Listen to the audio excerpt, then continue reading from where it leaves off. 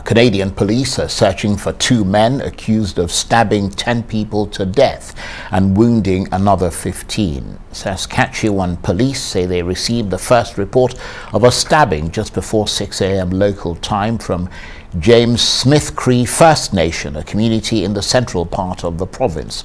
Authorities have identified 13 separate scenes where the attacks took place.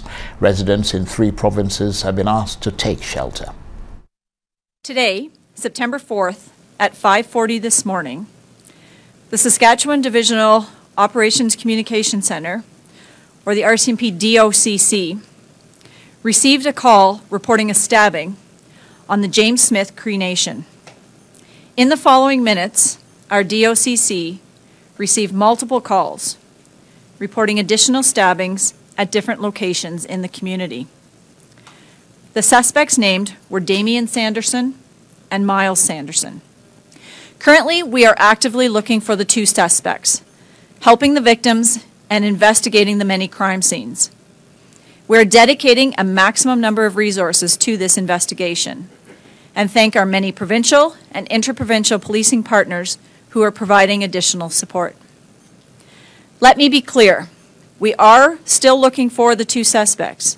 We are asking residents across Saskatchewan and our neighboring provinces to be vigilant. At this stage in our investigation, we believe some of the victims have been targeted by the suspect and others have been attacked randomly.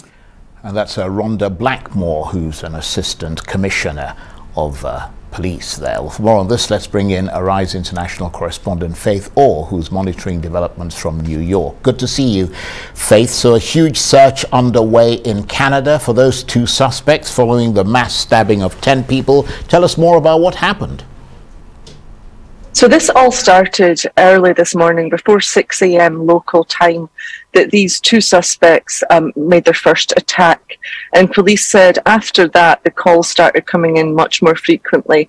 All in all, they managed to stab 25 people that the police know of. 10 of those people have died, another 15 are wounded. That was in 13 separate incidents, so a wide range of attacks in this area that they carried out. Now, they haven't established the exact motive yet, but police say they know that some of the victims were targeted and others were hit randomly.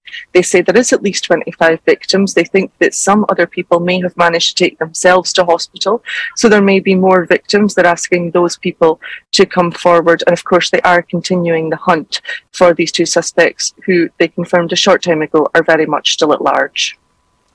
Well, absolutely. And as you said, we don't know what possible motive there was for this attack. I don't know if they've ruled in or ruled out terrorism.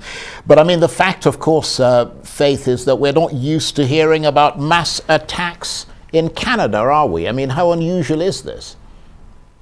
I mean, they do happen, but they are significantly rarer than, for instance, here in the United States. I mean, we saw, possibly in the past decade, I think we have seen a handful of these attacks. So it's not unheard of, but it is unusual. Canada, really quite a peaceful country.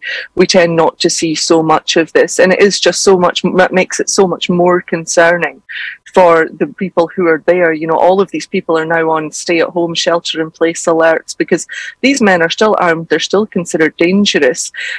They were last seen in the city of Regina, which is about 185 miles south of where they carried out the first attack. 3 provinces have been put on alert. Now, just to put that into context, that's about the size of half of Europe that's essentially on lockdown because these 2 are still on the loose. And that is why things are so much, you know, people are so much more aware in Canada because, as you say, it doesn't happen that often. They're not used to this. It's not like they have the school shooter alerts and drills the way that US does. These things are rare, but this has happened this morning. 10 people dead, 15 in hospital, and 2 men still in the run. Well, absolutely, as you said, a rare occurrence. And the province of Saskatchewan said to be a very tight-knit region, so one imagines that this attack would have shaken the province and indeed the whole country, really. Exactly, and I mean the community that this took place in, the Indigenous community, it only has 2,000 residents. So a very small, very tight-knit community there that are bound to be completely shaken by the events of this morning. The James Smith Cree Nation Reserve, which was attacked. And, you know, for 2,000 people, 25 victims is a huge number. So we can only imagine the pain that's being felt there. We have heard from Canadian Prime Minister Justin Trudeau, who has called this a horrific attack, says that it's absolutely heartbreaking, and the police have very much vowed as well to carry on this investigation. They say they will not stop until they have these two men in custody. They are very much appealing for help. They say the men are travelling in a black Nissan Rogue.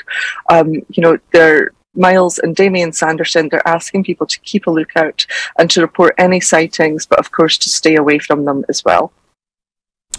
Faith, thanks very much indeed. Arise international correspondent Faith Orr talking to me there from New York.